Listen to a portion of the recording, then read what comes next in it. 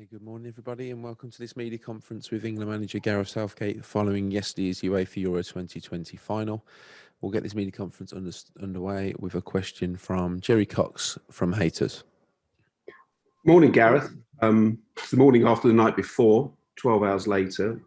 How do you reflect on what's happened on and off the pitch and also on social media over the last 12 hours?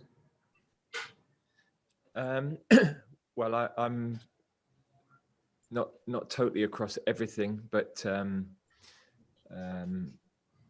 my first thoughts this morning are immediately with the boys that have done so well for us, and the players have had an incredible togetherness and spirit, which I think has brought so many parts of our country together. So they should be, and I think they are, incredibly proud of what they've done.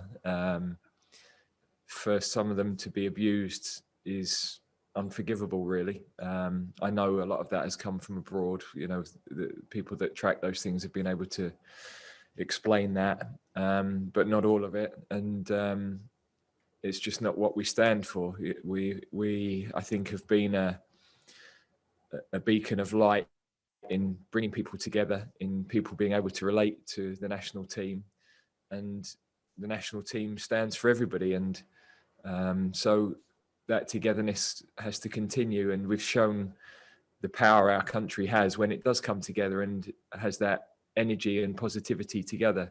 We felt that from the fans, and I'm incredibly proud of the players. And as I said yesterday, the game we needed to win in the 120 minutes. We were a little bit short in that period. Then it's my decision who takes the penalties. It's not a case of players not volunteering or more experienced players backing out. They didn't have the chance. That was my choice, nobody else's. My decision to give the guys that took it the penalties that they took. Still got huge belief in them. So those boys have done a brilliant job, and we heal together as a team now, and we're there for them. And I know that 99% of the public will be as well, because they will appreciate how well they've played. Bukayo in particular has been an absolute star in this tournament. Incredible maturity, the way he's played. Has brought a smile to so many people's faces. He's become such a hugely popular member of the group, and I know he's got everybody's support. Thank you, Jerry. Next, we'll go to Dan Kilpatrick, The Standard. Morning, Gareth. Your boss, Mike Bullingham, said he'd like to give you a new contract. I wondered if you'd had a chance to think about your future yet, and whether you might sign that. I don't think now's an appropriate time to think about anything. We've got, of course, to qualify for Qatar, but I need some time to go away, watch last night's game again, reflect on the whole tournament. I need a rest. It's amazing experience, but to lead your country in these tournaments is takes its toll, and I need a break now. So it's I said at the time, it was great to have that internal support. You hugely value that as a manager, but also there's a lot to think through. It's not about finance in any way or commitment. I don't want to commit to anything longer than I should, and I never want to outstay my welcome. So so all of those things need consideration before even thinking about sitting down and talking. But I, as I sit here today, I would want to be taking the team to Qatar. I feel that we've made progress over the 4 years.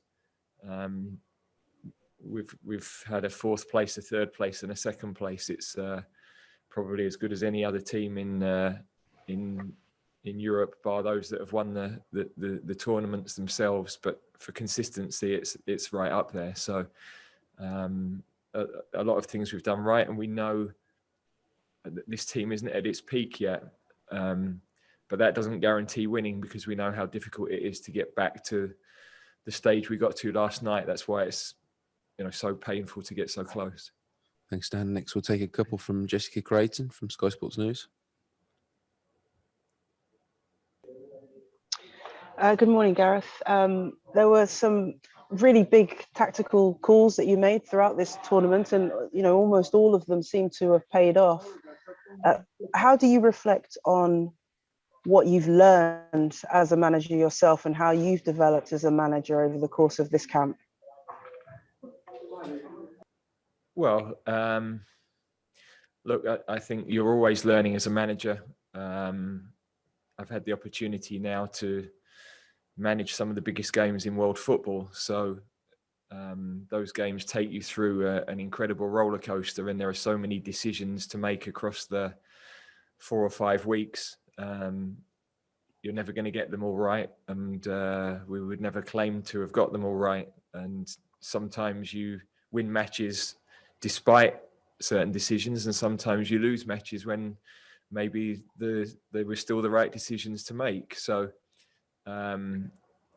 it's all part of learning. Every coach, every manager is going to reflect on every game that they take charge of, and be better for all of the experiences that you go through. So that process is never ending, really. And when you reflect, and you haven't had an awful lot of time to reflect so far, but do you feel there are any decisions you could have made last night to change the result? Yeah, I think I need to watch the game back. It's 2.5 hours pretty much, where so much has happened, that to be able to go through the timeline of all of that now is there's too much gone on during the game, since the game, to really be able to reflect properly. So I need time to do that. It's always important to watch it back and to give a true account of that, I think.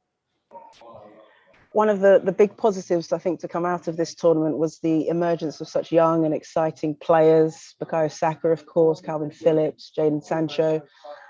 What do you think they will take away from this experience and being part of this England camp?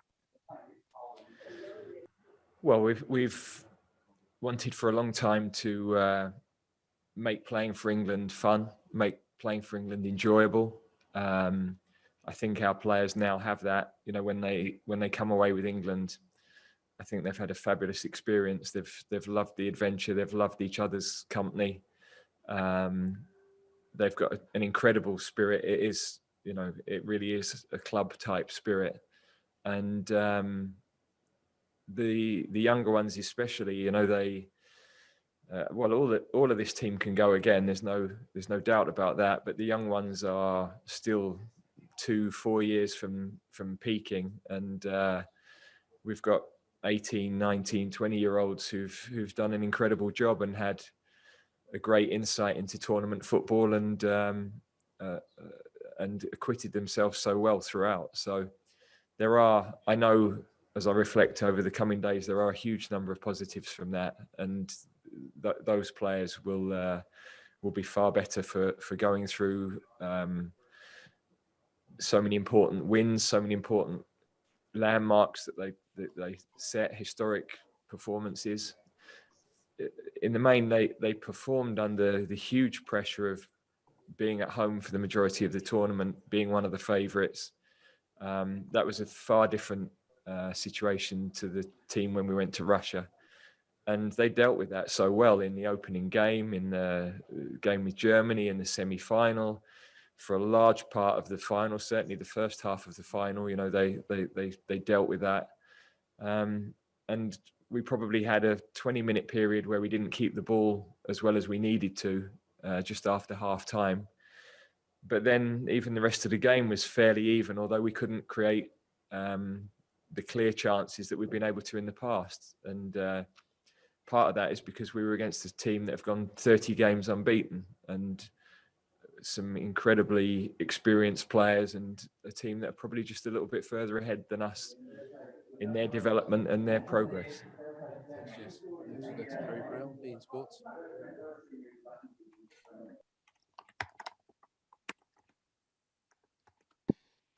Hello, Gareth. Can you hear me? We can, yeah. Yep. Hello. Ultimately, this is the first team to reach a final in 55 years. You have to reflect and look back on that, but it seems that the camp and yourself are struggling to really embrace that today. Is that just a show of how great your ambitions are? Yeah, I think I know in time that we will, we will have an appreciation of that, and I know the messages we're all getting that are underlining that. But when you're in sport and you get to finals, you know that those opportunities are so rare, and to be so close, and to know what that's taken, and to know you've got to pick yourself up and go again. That's very hard the day after. You've given everything, and the energy levels are low, and the emotions are drained. So we will go again, of course. But yeah, sometimes it's easy to say things like, "Oh, we can go on to Qatar now and win," and it's a bit glib, really. That's a long journey. We've still got to qualify. We've still got steps to take, and you've got all the complexities of release of players throughout the qualifying period and everything else that you have to start that cycle again. So this has been fantastic to have the time with the players that we get, to be able to work with the players every day, really embed the culture, embed our way of playing. Those periods are what you live for as an international manager. And of course, when it comes to the end, it's very difficult. I'll take the second question, as we're limited on time for everyone. As chair of the FWA, to thank yourself, Gareth, but also your communications team, Andy, who we see today, Louisa, Greg, Anna, Joe, Callum, the many others. You really have changed communications and how it works with broadcasters, with journalists. You've given us an enormous amount of time in a very pressured situation, and we truly appreciate that. And many journalists that couldn't have been at the games because of COVID as well will find that hard, but you have gone out of your way. We hope that has helped the journey somewhat, but we do have to thank you for that, and we hope that many relationships can go forward in the same way. No, that's very kind. I'm very fortunate to lead some incredible staff, and you've highlighted the guys in the communications department, but all of our staff in all areas of special people, and that's why we've been able to create the culture we have. I'm fortunate I sit at the top, and as the leader you get all the praise, but the work in the background is phenomenal in all departments, and it's a privilege to work with everybody, and we don't have the team we have without that support. And if I could have one more, then it would be about your coaching staff. How important have they been in this journey? Yeah, it's critical. The roles are too big for the manager to do everything. The detail that we're able to go to, we've had some consistency and we've had some changes within that group, and Martin Margetson has been with us, through the last couple of campaigns and has done a brilliant job. We had Graham and Chris with us this time, which was, added something different to the group, and I'm grateful for what they did. But I have to highlight Steve Holland. He's phenomenal coach, phenomenal man. It's the calls between us at 11:30 at night at times of the season when nobody's thinking about England, with traveling back from matches, talking into the early hours, trying to plan things, trying to get things right. And without his support and the quality of his work, there's no way we could have got to the stages we have in the last couple of tournaments. So I'm fully indebted to what he's done. Thanks, Gary. Next to John Murray at BBC 5 Live. Hi, Gareth. I understand that you need to see the match back, but I'm sure it's been going around in your head over and over again, what is at the forefront of your mind about what you might have done differently last night? Well, look, I think we picked a team because of a tactical problem that Italy pose, and areas of the pitch we needed to get pressure on them and where we thought we could hurt them. And I think for the first 45 minutes, everybody would agree that that worked. We didn't keep the ball well enough for a 15, 20-minute period.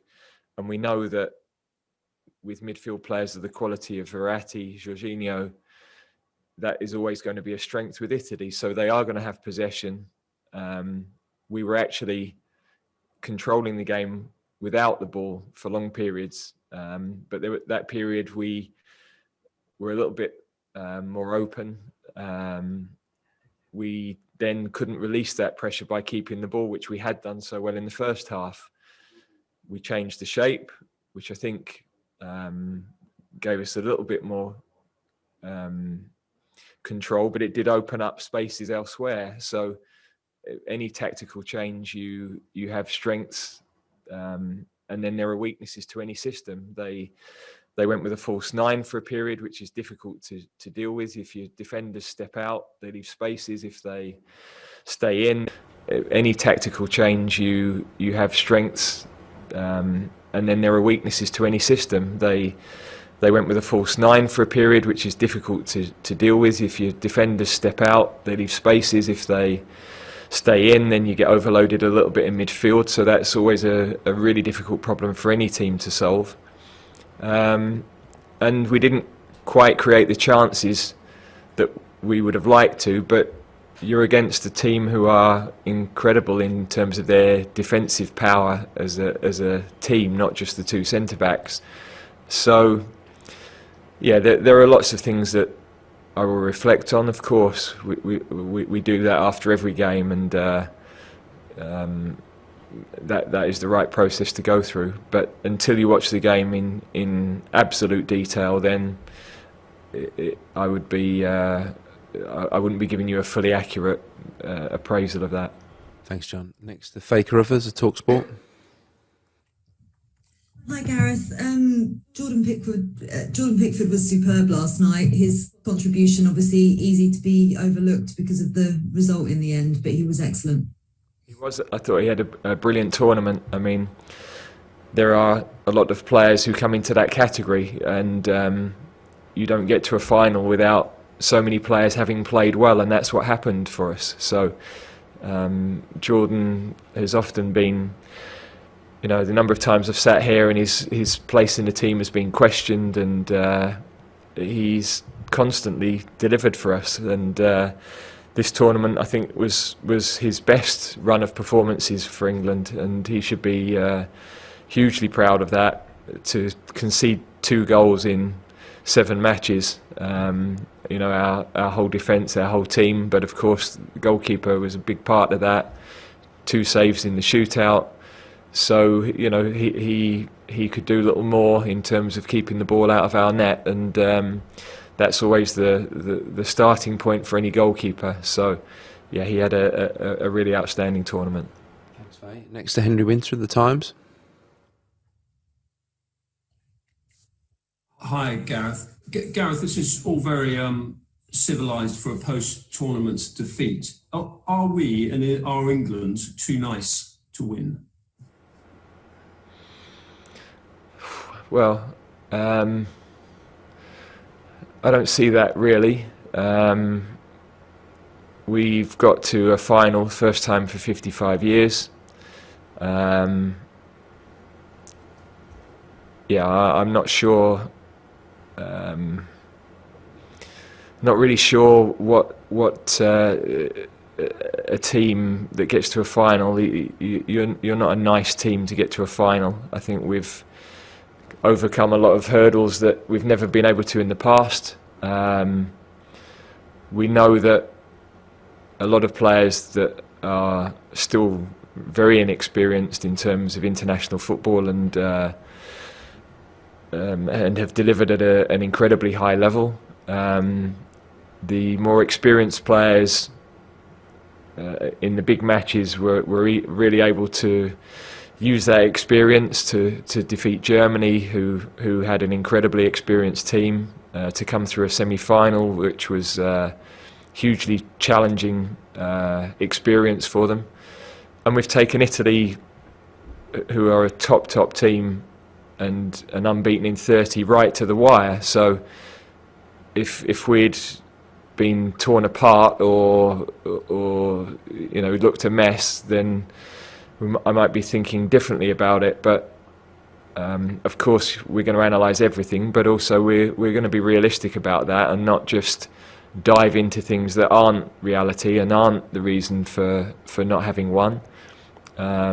It's easy to throw theories around at the end of any game in any number of areas, but I think it's important to really reflect carefully and analyse carefully when you're the coach, because I don't want to go along with narratives that probably aren't correct, but also I have to reflect on everything that's asked, which is totally fair. Martin Samuel, Daily Mail. Hi Gareth. Italy have now won 4 World Cups. I think it's the second European Championship. I know we've tried to play down history and everything throughout the tournament, the significance of it. But is there something in what happened last night about the fact it's 55 years, it's so long for us, and the only way you really overcome that is by getting to as many finals, almost getting to these situations as many times as countries like Italy, countries like Germany, countries like Argentina do, because they have experience of winning, they have experience of losing. It adds massively to the football culture that those players inherit. Yeah, I think you're absolutely right. It's I remember when we looked back at Germany's win in 2014, they'd been to semi-finals and semi-final in their own country when they hosted 2006, and the pain of that, but also the experience of that. And yeah, if you want sustained success as a team, you have to constantly be evolving, constantly improving, constantly finishing in those latter stages. And most teams that win, France went through what we're feeling now, 2016. Germany did it, as I said. Spain went close a couple of times before they won. That is normally part of the process that you have to go through, and the fact that we've had the first signs of some consistency, semi-final, final, has to be a step in the right direction. It's not ultimately where we wanted to get to, and when you're so close, that's even more painful. Of course, it's it feels like stomach's been ripped out this morning. But I know when my logical brain comes back to life in a few days that is the process we have to go through, and we've got to keep continuing that. And England have to keep that track going. Whoever is here, whoever's at the FA, whoever's at St George's Park, that's what we have to build. That was the vision at the start, and we're showing the signs with the help of the clubs who are producing some fantastic young players. All of those things have to align, because any part of that football pyramid that isn't strong affects the national team, and at the moment lots of things are starting to come together, and we have to continue that. John Cross, Mirror. Hi Gareth, good morning. I was just really going to ask you, generally at the end of a tournament, at the end of a tournament cycle, you see the end of an era for a team. But you're hardly really going to lose any players, are you, for 2022? You've maybe got a couple of over 30s. In a similar vein, I guess it feels like the beginning for this team, doesn't it? They've gained experience, and this could be the beginning of the journey for a lot of those young players. Well, I think Russia was the beginning. We had 7, I think, in the starting team last night from Russia. and that experience has been critical through the big matches in this tournament. So to add the young players in at the times we did, the inexperienced players in at the times we did, there's another group with more learning, more understanding of that high level. They will, because of what they've been through in these two tournaments, they'll want more. They'll know they can get close. They'll have belief, and that's what we have to build on. It doesn't guarantee anything, because of course you have to start again, and you have to earn the right every time you take the field and every time you go into a tournament. But the cycle and the expectation of the group when they come together now will be no. This is how it works. This is how we train every day. This is what's needed. This is what we need to do to get to the level to win, and that should be a process that stands us in good stead. Thanks, John. Next to Simon Peach, Press Association. Morning, Gareth. I just wanted, following on from that, really, what happened with the group? Are they gone now? Are they still together? Did you have one last meeting together? And what support processes are in place? I know you said last night that it's about the collective rather than any individuals, but we've discussed the sickening abuse aimed at some of those players. What support processes are there for them? Yeah, we've got to make sure that we're there and aligned with their clubs, and making sure that we look after those boys, absolutely. And that's been top of my thinking all night, really. Sorry, I've forgotten the first part of the question, Simon. Sorry, it was just about what's happened in terms of the players going their separate ways. Have you met up again? Or? Obviously, there was a long period in the dressing room last night. They then went to meet with their families across the road. So they had, I'm told they had a nice sort of evening together. I managed to see them all individually for a few moments before they left the dressing room, because I knew everybody would be sort of heading their own direction at the end of the game, and I just wanted to thank them all for what they've given, because they've been a joy to work with. They really have bought into everything we've tried to do, been totally unselfish in their outlook. They've all, given everything they possibly could. So I'm tremendously grateful for that, and I know the country is, because you can sense from the reactions of people. So, but yeah, they'll all head on their way now. They need a break, they need a rest, and I hope they all have a fantastic summer. Thanks, Simon. Next to Matt Dunn, The Express. Hi, Gareth. It's so much different from the post-mortem after the last Euros.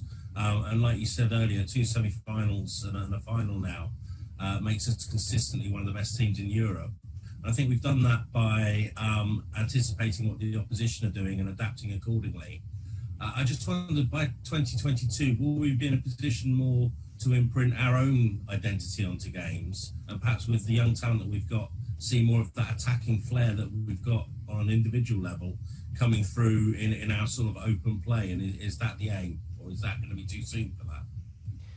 No, it's that has to be the aim. I think some of those players are not yet at that point of their evolution to be cemented in the team, and I think also there are so many, even coming into this tournament, there were so many things that were uncertain in terms of being able to embed one way of playing. The injuries we came in with, the availability that we came in with, we weren't quite sure defensively what we were going to look with. I have to say, Tyrone did a fantastic job coming into a massive situation at the beginning of the tournament. We had that huge doubt over Harry Maguire at the start, and to have defended as well as we did throughout the tournament, without having been able to play that back four together too often, really, in the 2 years before. Luke only came back in with us in March for one game. He had a phenomenal tournament, I have to say, as well. So we were constantly dealing with uncertainties. We didn't know, Calvin Phillips, amazing tournament. We weren't sure we were going to have him in the week leading into the first camp. So remarkable year, really, in terms of trying to build something consistent. We never had the players all together until 7 days before the start of the tournament itself, and you'd like to have built across the whole season, but that wasn't the realities of the season we had. That should be the aim moving forward. In some areas of the team, we've got clear strength and players who were in form, and in other areas of the team, we don't have quite the same amount of strength, and we've had to do it differently and do it our way. And by adapting and adjusting, we've managed to get to a final. So, of course, you're always looking for perfection, and we're always looking to improve, and we must continue to do that. Thanks, Matt. Okay, we're coming to the end now, so we've got time for a couple more. Starting with Rob Harris from AP. Hi, Gareth. Commiserations. Thanks for everything for your tournament. Does it frustrate you, and are you reflecting on how to tackle how you've got players who generated such pride from the country during these last few weeks, but you're still having to deal and address the fact there are fans who are being disrespectful, offensive and violent, and not the image that you want, and certainly completely counter to the image that the players have presented? Yeah, look, we can't control that. We can only set the example that we believe we should, and represent the country in the way that we feel you should when you're representing England. And everybody has to remember when they support the team that they also represent England and should represent what we stand for. So I think the players have done that brilliantly, and we can only continue to try to affect the things that we can, but we have, I think, had a positive effect on lots of areas of society, but we can't affect everything. Other people have responsibilities in those areas, and we've all got to work collectively to constantly improve those things. Thanks, Rob. And we'll finish with a question from Ollie Foster at the BBC.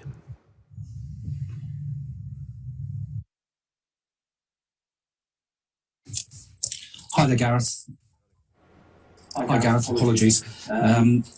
Just as those players are really hurting at the moment, especially the three that missed the penalties, you say you take the sort of collective responsibility and the responsibility as well. How much does it hurt you that you perhaps didn't get things right you talk about failing to solve those problems that Roberto Mancini set you?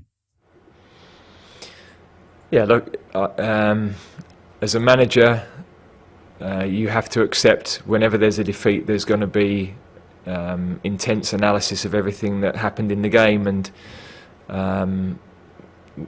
we've benefited from a lot of praise during the tournament, and if we didn't get that right last night, if I didn't get that right last night, then I have to accept that as well. So I think some of that analysis could be accurate, and I expect some of it won't be. But I need time to reflect on all of that. You make hundreds of decisions in the course of a week, in the course of a tournament. There are even more, and you're not going to get all of those right. You call them as you see them at the time, and you've got to get more right than wrong. And if I didn't get the calls right last night, then so be it. I have to live with that. Sorry to disappoint the many hands raised. We're going to conclude it there, and I'd like to take this opportunity to thank you all for your coverage across the course of this tournament. Thank you. Thank you. Thank you very much. Thank you.